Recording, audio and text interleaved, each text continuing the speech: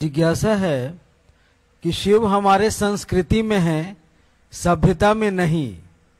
साहब इस वाक्य को बोले हैं, दीदी इस पर प्रकाश डालते हुए समझाएं। ये क्या किसी किताब में है? चर्चा में बोले हैं।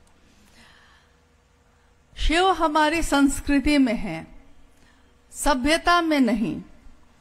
जब भी हम कोई बात कहते हैं या सुनते हैं, तो जब तक हमको उस बात का अर्थ नहीं पता होगा तो हमारे मन में भाव भी प्रवेश नहीं करता है उसके लिए। जैसे मंत्र का जब भी हम बहुत करते हैं, लेकिन मंत्र का अर्थ जब तक नहीं पता है, कर्पूर गौरम करुणावतारम खूब गाते हैं हम लोग, मतलब आरती में बोलते हैं, लेकिन जब तक ये नहीं पता है कि कर्पूर गौरम का अर्थ क्या होता है, तब तक हम मशीन की तरह उसको बोल रहे हैं। लेकिन जिस दिन उसका अर्थ पता चलता है तो हमारी समझ में आता है कि हम क्या बोल रहे हैं। जैसे जिज्ञासा है अभी कि हमारी संस्कृति में, और ये सही में अद्भुत जिज्ञासा है, बहुत ही सुंदर। हमारी संस्कृति में शिव है, लेकिन हमारी सभ्यता में नहीं। सभ्यता यानी सभ्यता उसको कहते हैं जो कभी इस युग में अभी जो चल रहा है वो चल रहा है, लेकिन एक दिन किसी कारण से कोई आपदा आ गई, प्रकृति कुछ ऐसा हो गया तो पूरी की पूरी सभ्यता नष्ट हो सकती है। यानी आज मिट्टी के सिक्के चलते थे, एक दिन मिट्टी के बर्तन, मिट्टी का ही बंदूक एक दिन चलता था।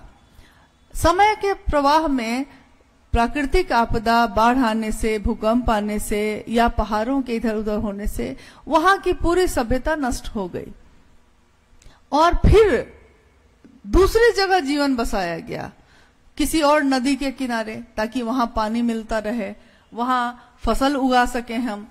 तो ऐसे सभ्यताएं नष्ट होती रहीं और फिर से बसती रहीं। यानी जैसे बस्ती एक बनी है, कभी किसी कारण अगर टूट गई है तो हम दूसरी जगह जाके बस्ती बसा सकते हैं। संस्कृति यानी जो हमारे संस्कार में ही बस गया है, हमारे जीवन में पीढ़ी दर पीढ़ी जो संस्कृति चली जा रही है। हम कहते हैं ना, शिव हमारी संस्कृति है, यानी भारत देश की जड़ों में जड़ है वो शिव।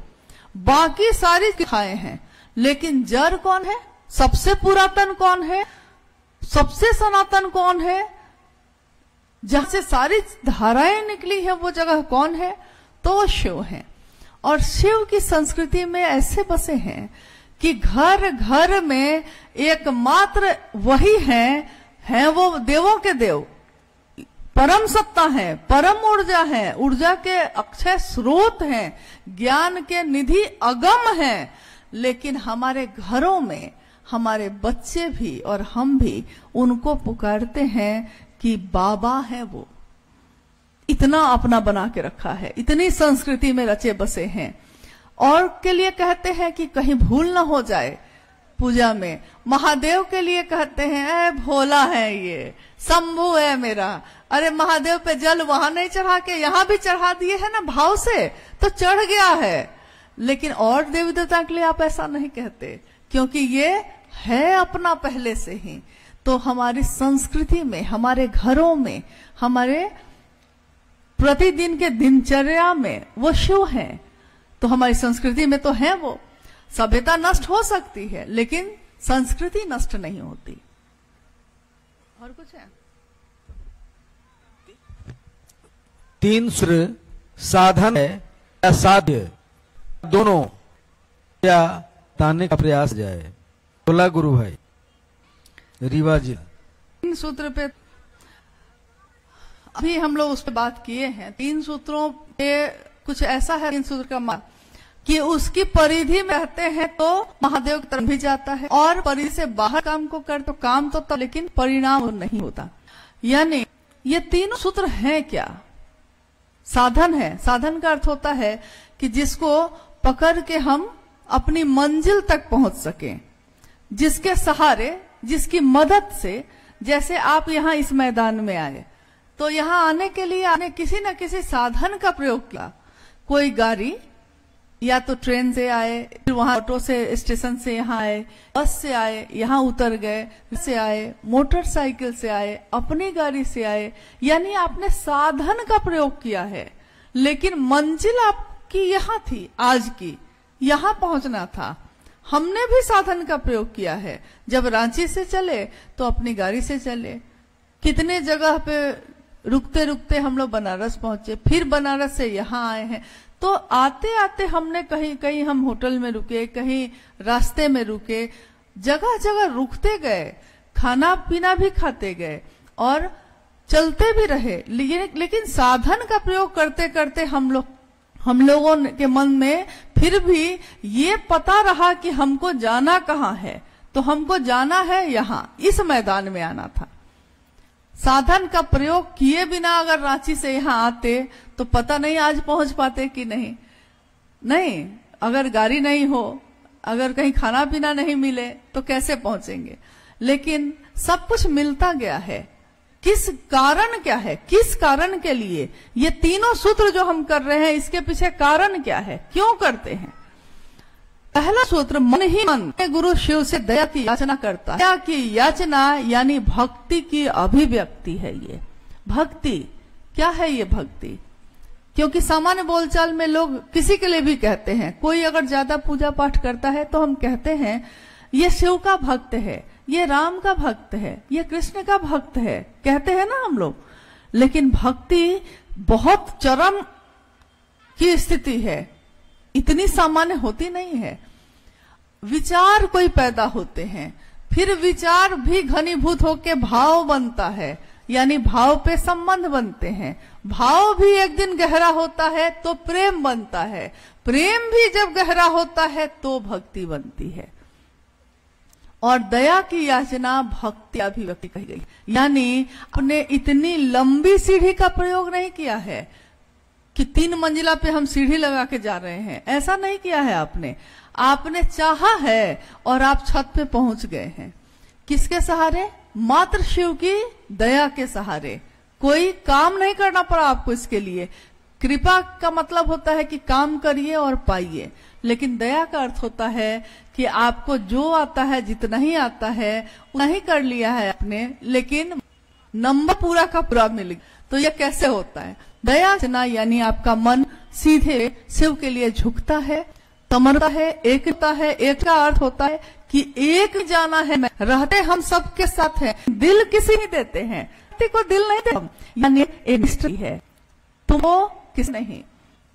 यहाँ की माँ उमा कहते हैं कि उन्होंने शिव की प्राप्ति के लिए शिव को पति के रूप में साधना की, तपस्या। उन्होंने कहा शिव को कि वर हो शंभु, अगर वरण कर तो सिर्फ शंभु का, नहीं तो कुंवारी रहना मत। लेकिन अगर वरेंगे तो किसी एक का, उसी शिव का जिसके लिए मैंने तपस्या की है, जिसके लिए मैंने सोचा है। यानी जब हम प्रेम करते हैं तो उसका पलरा सबसे भारी होता है और जगत का पलरा हल्का हो जाता है। रहते तो सब रिश्ते हैं उस समय भी, पिता भी हैं, माँ भी हैं, भाई भी है, बहन भी है, रिश्तेदार और दोस्त भी हैं, लेकिन किसी को किसी से प्रेम हो गया है तो प्रेम हो जाने पे होता ये है कि फिर किसी और का वो नहीं हो पाता। सारी जिंदगी उसी की याद, उसी की स्मृति उसके मन में चलती रहती है, शरीर से मिले या ना मिले। पहला सूत्र दया की याचना, मन ही मन उस शिव से दया की याचना करता है। और मन की गति सबसे तेज है, कहीं भी जा सकता है, कभी भी जा सकता है। यहां बैठे हैं लेकिन अभी के अभी लखनऊ जा सकते हैं, मन से सोचा और पहुंचे।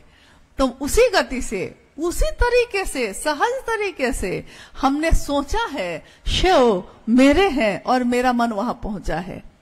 हे शिव, आप मेरे हैं, मैं आपका हूं। प्रेम ये कहता है कि मैं तुमसे प्यार करता हूं और तुम मुझसे करती हो, यही तो बात है।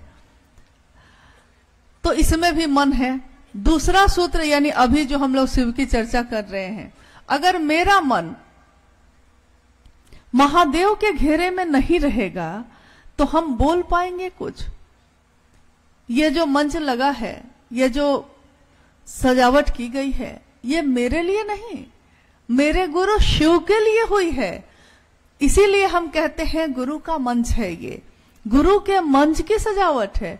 ये चौकी भी हो सकती है, एक चौकी पे बैठ के भी हम गुरु का मंच कह के चर्चा करते हैं। एक चादर सामने बिछा के हम कहते हैं कि ये गुरु का स्थान है, क्योंकि मेरा मन समझते है। स्थान और चीजें बहुत महत्वपूर्ण नहीं है, मंच और चादर महत्वपूर्ण नहीं है, महत्वपूर्ण है कि मेरा मन समझता है ये मेरे गुरु का स्थान है। उस स्थान पे बैठकर हम शिव की, साक्षात शिव की बात करते हैं। और कौन कर रहे हैं ये? जो न पढ़े लिखे हैं, न शास्त्रों का ज्ञान ज्यादा है, न पूजा पाठ कर लिया है, कुछ भी नहीं है, सामान्य से अति सामान्य जीवन में जी रहे हैं और सीधे की बात कर रहे हैं। तो ये उतर रहा है उसके अंदर, ये जो उसके मुंह से निकले ये उसका अपना है। ये पानी चापा का अपना पानी है या पानी धरती के नीचे से आ रही है, बस वो दिख रहा है चापाकल, लेकिन पानी उस चापाकल नहीं है। यानी हम और आप कहीं भी अगर महादेव की चर्चा करते हैं, महादेव की बात करते हैं, तो हमको याद रखना चाहिए कि ये वाणी महादेव की है, ये बात महादेव की है। और इस बात को कहने का जो एहसान हम सब पे किया है, पहुंचाने का जो एहसान किया है, उसके लिए कृतज्ञ है हम साहब हरिनानंद जी के, कि उन्होंने हमारे आपके जीवन में शिव को ही सीधे उतारा। उन्होंने खुद से जोड़ने की बात नहीं की। इस धरती पे जहां हर व्यक्ति खुद से जोड़ने की बात करता है, यहाँ तक कि हमारे आपके आसपास में जो कोई गुरु भाई गुरु बहन जो सबको जोड़ते हैं, जो चर्चाएं आयोजित करते हैं, कहते हैं कि मुझसे पूछकर क्यों नहीं किया, पूछ के करना या हम तब चर्चा शुरू करना, वो तक ये कह देते हैं। वहां इस बात को बताने वाले, ये गंगोत्री जहां से फूटी है, ये गंगा की पावन धारा जहां से चली है, वो खुद कहते हैं कि मुझसे मिलने की भी जरूरत नहीं है। साहब हरिनानंद कहते हैं कि मुझसे क्यों मिलने आते हैं भाई, मैंने जो कहा है उस पे विश्वास करना, और मिलना है तो सीधे शिव से मिलना, क्योंकि शरीर तो आज है नहीं रहेगा, लेकिन वो शिव हमेशा रहेंगे। तो शिव की चर्चा एक ऐसा प्रवाह है, एक ऐसी पावन जलधारा है जो एक से दूसरे के दिल की प्यास बुझाती है। और हमको आपको इसका काम को करने का श्रेय मिला है, मौका मिला है, महादेव ने ये मौका दिया है। फिर पता नहीं कौन सा जन्म होगा, फिर ये काम करेंगे कि नहीं करेंगे, कोई नहीं जानता। एकमात्र इंसान में ये संभावना होती है कि वो जीव से शिव हो सकता है, और किसी जानवर में, किसी जीव जंतु में ये संभावना नहीं है। बरगद का पेड़ हो सकता है, वो एक ही बीए में संभावना है, हर बीए में वो संभावना नहीं होती है, लेकिन संभावना है। धरती में लगाएंगे ही नहीं, उसको सींचेंगे। शिव भी तो ये बोल रहे हैं, क्योंकि जैसे ही आप ये सोच रहे हैं, आपको ऐसे लोग से भेंट होगी जिसके सामने आप और हम कुछ नहीं है। जो सच में महादेव का काम करता है वो तो दिखाई भी नहीं देता, लेकिन साहब हरिनानंद जी उसको पहचानते हैं। कितने जगहों पे हम लोगों ने ये देखा कि वो उस व्यक्ति को संबोधित करके बोल उठे, और हम लोगों को लगा कि ये गुरु भाई तो पहली बार आए हैं यहाँ, और साहब ने सीधे उसको संबोधित करके पूछा कि क्या हाल है, वहां का काम कैसा चल रहा है। तो हम कहते हैं कि ये कैसे पहचानते हैं उसको। साहब ने कहा है कि मेरे गुरु शिव की बात कोई कहीं भी करता है, अगर इस मनसा से करता है कि शिव उसके गुरु हो जाएं और जिसको वो कह रहा है उसके भी गुरु हो जाएं, अगर मात्र ये मनसा है, तो वो चाहे कहीं भी हो, चाहे इस जीवन में मुझसे मिला हो या ना मिला हो, लेकिन वो राजस्थान के मरुस्थल में भी अगर शिव की बात कर रहा है, शायद इस जीवन में मिलेगा या नहीं मिलेगा, लेकिन मेरे कलेजे का टुकड़ा है, क्योंकि उसने मेरे शिव का काम करने में मेरी मदद की, मेरे साथ आगे बढ़ा, मेरे साथ चला है। वो शिव की चर्चा का प्रयोजन एकमात्र एक ही बात होती है, खुद की स्थापना नहीं होती, इसमें शिव की स्थापना की बात है। और शिव की बात हो और हमारा शिष्य मन कांपता नहीं है, भयभीत नहीं होता है, हम ये सोचते नहीं हैं कि हम क्या बोल रहे हैं, हम क्या कर रहे हैं, तो हमको अपने ऊपर सोचना चाहिए कि हम क्या कर रहे हैं। साहब हरिंदरानंद जी ने ये नहीं चाहा है। उन्होंने मात्र इतना चाहा है कि शिव की चर्चा दुनिया के लोगों को शिव से जोड़ने का काम करे, व्यक्ति से नहीं। तीसरे सूत्र में हम शिव को प्रणाम करते हैं। किसी भी रिश्ते में हमारा मन ही प्रणाम करता है, तो हम उस मन से शिव को प्रणाम कर सकें, इसके लिए मन का ही प्रयोग है। यहां भी देखिए, मन क्या है? ये मन, इस मन में अगर शिव बस जाए, क्या नहीं हो सकता है? क्योंकि हर कुछ दिन पे हम तो ये सोचते हैं कि हमको कुछ आता है, हमको कुछ जानते हैं। जैसे यहाँ का परिवेश है, संघर्ष है, बाधा है, बहुत सारी चीजें हैं।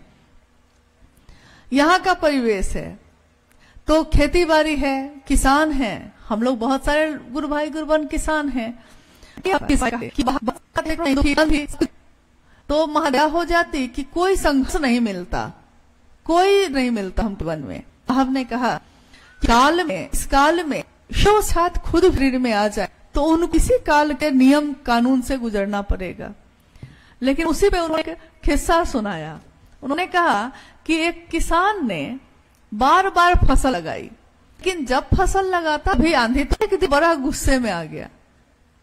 बहुत गुस्से में आकर उसने शिव से कहा, महादेव की पूजा करता था, महादेव से कहा कि महादेव आप जो है ना, आप किसान नहीं हैं, इसलिए किसान का दर्द आप नहीं समझते। इतनी मेहनत से करता हूँ और आप जो ऐसा ऐसा देते कि हमेशा मौसम देते, अभी हमको जरूरत है, आप हैं अभी की जरूरत है तो बदल है, किसान नहीं है, इसलिए आपको दर्द नहीं पता उनका।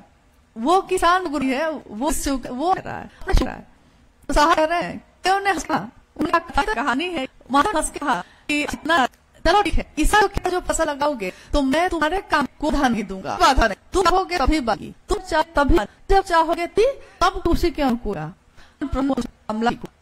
हम देख फसल और कटाई का समय आया, अब किसान लोगों को लेके अब कटाई करके महादेव बताते हैं। उसने जब कटाई नहीं शुरू की, धागे तो सुंदर थे लेकिन किसी दाना नहीं था, नहीं था। अब वो फिर से चिल्लाया, महादेव आपने ये क्या किया? क्या कहा कि मैंने क्या किया? कहा कि मैंने सब कुछ कहा लेकिन दिया इसमें। तो महादेव ने कि दाना संघर्ष से चलता, क्योंकि तो अलग की रगड़ मिलती है फसल को तब फसल में है, लेकिन सब कुछ अगर अनुकूल होने लगा तो संघर्ष नहीं में तो वो गिरता ही चला जाए। सड़क पे चलते हैं हम, अगर संघर्ष नहीं हो पैरों में, घर्षण नहीं हो पैरों में, हम चल भी नहीं पाएंगे। अगर चिकनी तक हो फिसलते चले जाएंगे।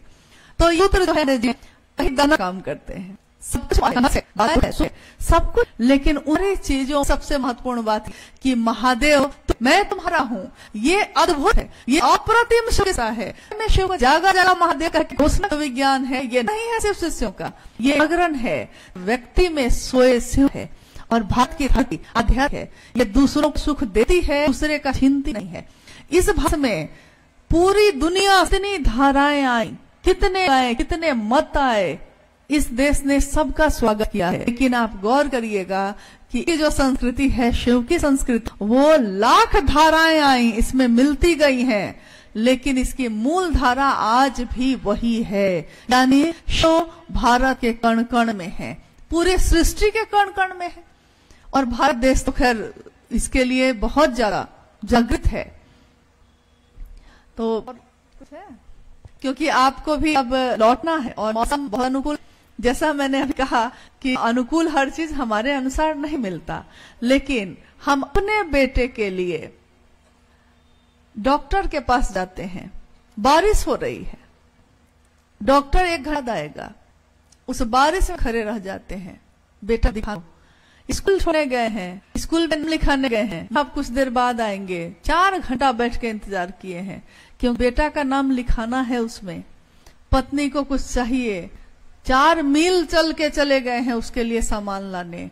यानी जो अपना है उसके लिए हम भूल जाते हैं, अपने कष्ट को भी भूल जाते हैं, हमको याद नहीं रहता कि हुआ है, क्योंकि पूरा का पूरा ध्यान रहता है उस पे जिसको हम अपना समझते हैं, जिससे हम प्रेम करते हैं।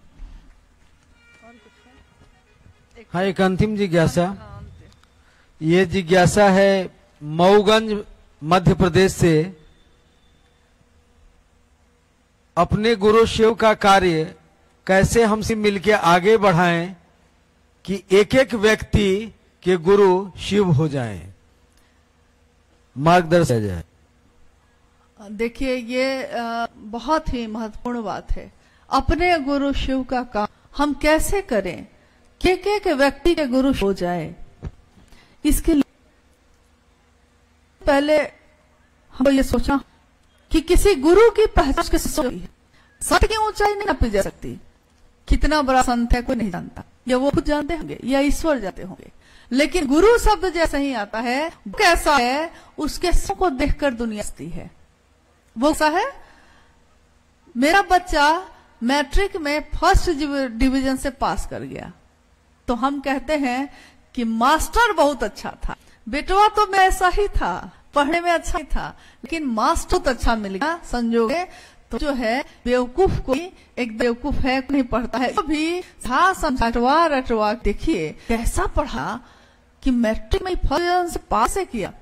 कोई कह रहा कि वो बच्चा कितनी मेहनत किया, सब कह रहा है मास्टर बहुत अच्छा मिल गया था। यहाँ तक कि शरीरधारी गुरु जब आध्यात्मिक रूप से होते हैं और किसी को की तरफ चलाते हैं, उसकी पहचान भी इसी तरह करते हैं। कौन लोग जा रहे हैं, हम पूछते हैं कौन लोग जा रहे हैं, वो लोग तो लोग कहते हैं कि अमुक गुरु के शिष्य लोग जा रहे हैं। अमुक गुरु हैं वो जो गुरु के चेला लोग जा रहे हैं, यही कहते हैं ना। शिव के शिष्यों का इहलौकिक उद्देश्य, यानी इस लोक में, इस धरती पे इहलौकिक एकमात्र जो लौकिक उद्देश्य होता है शिव की बात करने का, यही होता है कि उसके गुरु शिव खुद भी उसके हो जाएं और दूसरे के भी हो जाएं, जिससे वो बात करता है। लेकिन इसके लिए वो मनसा वाचा कर्मणा, यानी मन से, वचन से और कर्म से ये दिखना भी चाहिए, क्योंकि आपके गुरु का नाम भी रोशन होगा मेरे आपके द्वारा किए हुए कृत्य से, और वो शिव गुरु के रूप में बदनाम भी हो सकते हैं मेरे आपके कृत्य से। शिव की चर्चा एक आध्यात्मिक जागरण का रास्ता है। ये तमाशा नहीं है, ये टाइम पास नहीं है, ये हम मन नहीं लग रहा है तो चलो एक कार्यक्रम कर लेते हैं, नहीं है। ये एक ऐसा काम है जो हम अपने प्रतिदिन के जीवन में अपने की तरह सोचते हैं और मात्र यही सोच करते हैं मन से, वचन से, कर्म, यानी मन भी धीरे धीरे वैसा हो जाए, मेरी बोल ऐसी निकले किसी के लिए कि उसको सुन के वो महादेव की तरफ 2 कदम चल दे। ऐसा ना हो कि ऐसा झिरक के बोल दिया है किसी को, चल रहा था महादेव के काम, लेकिन उसको ले लगा कि भैया सबके बीच हमको कैसा बोल दिए, टूट गया। अभी तो विचार में, अभी तो भाव बन ही रहा था कि तब तक उस पे प्रहार हो गया। अभी तो लोहा अभी भट्टी में ही है और प्रहार पहले ही कर दिया, अभी तो समय आया नहीं था, आपने कर दिया। तो पता चला आप ही की बोली से शिव की तरफ चलते रुक गया। वो शिव के रूप में ये करना चाहिए, क्यों रूह है शिव। हम इतना कर सकते, अगर आपको लगता है कि कोई कुछ गलत कर रहा है या साहब के विपरीत काम कर रहा है, विपरीत काम कर रहा है, आप उसको दीजिए और शेष शिव गुरु है उन पर छोड़ दीजिए। क्या हमको ये विश्वास नहीं है कि वो महादेव पल प्रति पल देख रहे हैं? हम नहीं देख रहे हैं उनको, ये आंखें नहीं देख पा रही हैं, हम महसूस करते हैं उनको, लेकिन उसकी तो सृष्टि ही है। वो तो हजारों साल बाद भी मेरी जीवात्मा क्या सोचेगी वो शिव जानते हैं, गुरु भी वही है। तो हम लोग करने ज्यादा, हम लोग एक दूसरे की समीक्षा क्या कर रहा है कि नहीं, कर रहा कि नहीं, हम समीक्षा ज्यादा करने लगे हैं, सहयोग लगे हैं। मतलब सहयोग करना था ना, दूसरे का साथ देकर चलना था।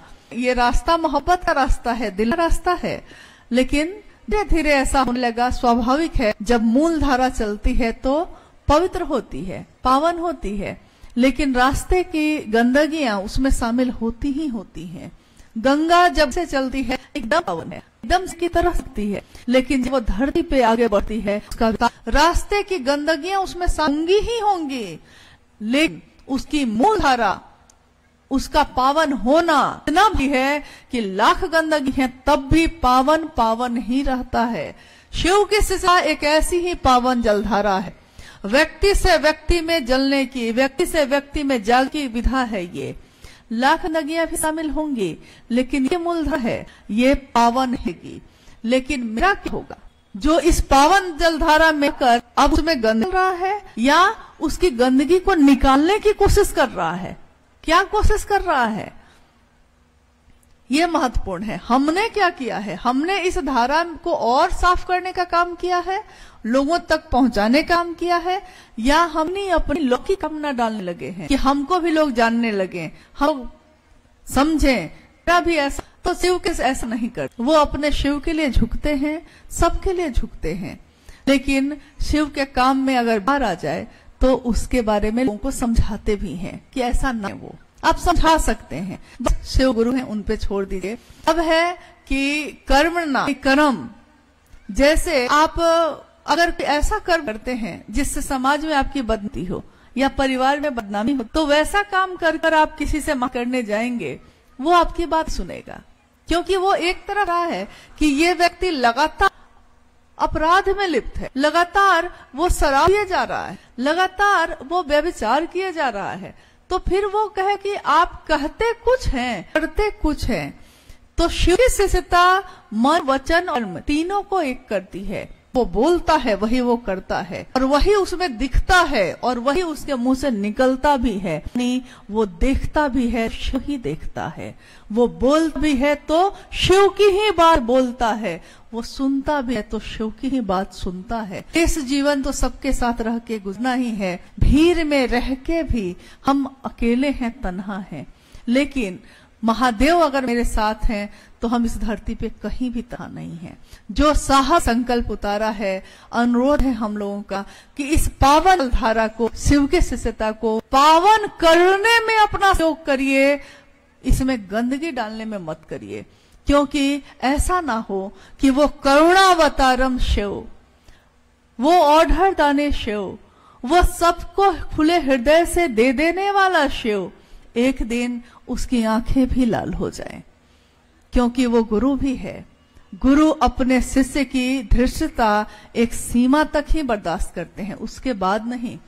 तो ऐसा ना हो कि वो शिव, वो रुद्र का रूप आ जाए, वो शिव इतने क्रोध हो जाए कि क्षमा जिसे कर सकना तुम भी।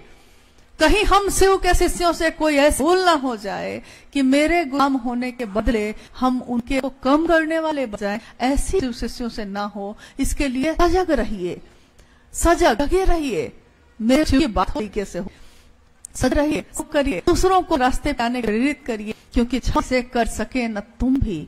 हो गई कोई ऐसी भूल, कोई ऐसी भूल हम शिव शिष्यों से ना हो। बाकी महादेव की असीम दया है, की बरसात है, उस बारिश में हर व्यक्ति का मन भीग रहा है। जैसे शिव ने इस सृष्टि में सब कुछ खुले हृदय से दिया है, कोई भेद नहीं किया। धूप भी सबको अपनी रोशनी देती है, धूप गर्मी देती है, बारिश सबको भिगोती है, सबको सबके जीवन की प्यास बुझाती है। ये फल के पेड़ सबको मुक्त हृदय से फल देते हैं। यानी सृष्टि का हर एक रचना शिव की सबको देती है, खुले हृदय से देती है, और इस देने में उसका कुछ भी कम नहीं होता। मात्र इंसान ही है जो देने में थोड़ा सोचता है। देना मतलब हृदय को देना, सामान और पैसा नहीं, हृदय, अपना भाव, शिव का भाव दूसरों में बांटिए, खुले हृदय से बांटिए। क्या जाने कौन किस समय किस तरह से शिव की तरफ आगे बढ़ जाए, और उस एक व्यक्ति के कारण कितने लाख व्यक्ति शिव की शिष्टता में चलने लगे, कोई नहीं जानता। किसी को साधारण समझने की भूल ना करें, क्योंकि यहाँ जो दिखते साधारण हैं, फकीरों का वेश बना के हम इतनी अमीरी है, इतनी अमीरी हो, तो दूसरों का सहयोग करिए, दूसरों को सहयोग करिए और उसके जीवन में की शिष्टता उतारने के लिए संकल्पित होकर काम करिए। साहब के उद्देश्य को पावन और बनाने का काम करिए, भेद करने का नहीं कि ये वहां का है, ये वहां का है, ऐसा ना करें। एक रास्ते से चलें, साथ चलें। शिव की दया बरस है सभी शिव शिष्यों पे। ऐसी ही कामना अपने गुरु शिव से, अपने साहब और दीदी से है। उनकी आशीर्वाद की अहर्निश बारिश सभी शिव शिष्यों पे होती रहे, वो हमको अपने उस शिव के रास्ते पर लेकर चलते रहें, यही कामना है।